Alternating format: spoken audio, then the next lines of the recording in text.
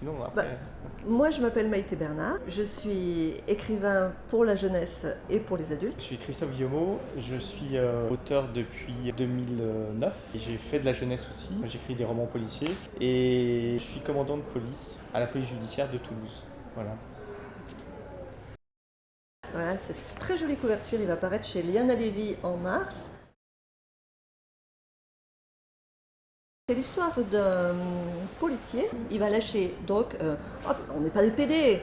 Ça, c'est le début, c'est le premier chapitre. Et en fait, cette phrase va focaliser tout un tas de problèmes qui vont lui arriver.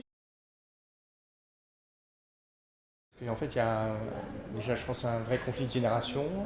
Les gens qui ont plus de 50 ans ne voient pas de mal à dire on n'est pas des PD. Les gens des générations en dessous ne tolèrent plus ça. Ce flic qui pensait se comporter bien, faire bien son travail, il va prendre une tempête en pleine face et il va falloir se dépatouiller avec ça et évoluer dans ce nouveau monde qu'il n'appréhendait pas. Il a tout un tas d'anecdotes qu'il a amené un univers vraiment très très riche. Alors, en fait, la phrase, elle est venue, c'est une discussion entre collègues en fait, et j'ai bien vu qu'il y avait de l'incompréhension. Ceux qui balancent cette phrase ne voient pas où peut être le mal en fait.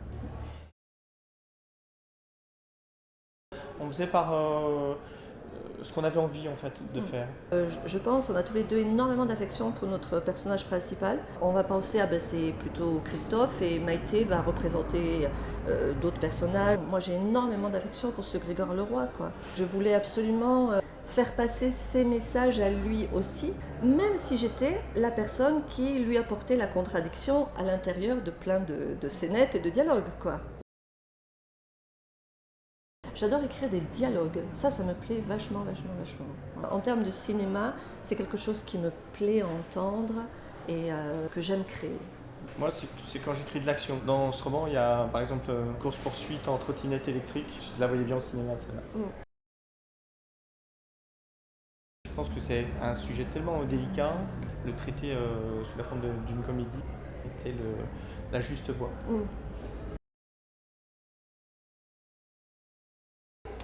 On espère. C'est un polar. Vous nous direz. C'est un polar drôle et c'est un polar animalier aussi, parce qu'il y a beaucoup d'animaux qui rentrent en compte dans cette histoire. Voilà. Il y a un personnage de chien, un Yorkshire Terrier, très important, et il y a un personnage de mouton, même si ça paraît incroyable, très important aussi. Il y a un mystère aussi. Absolument. Ouais.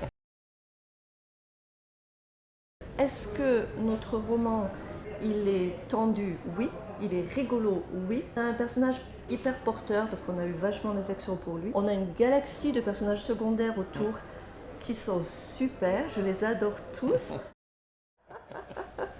J'allais dire, on n'est pas toujours d'accord sur les films. Je me rappelle une discussion qu'on avait eue sur Roubaix, Ville Lumière, de Desplechin. Voilà. Il déteste et j'adore.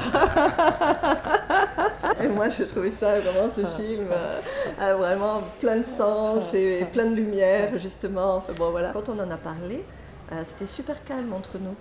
Ce qui fait que quand il n'est pas d'accord, il n'est pas d'accord, oui. Il n'est pas d'accord, il n'est pas d'accord.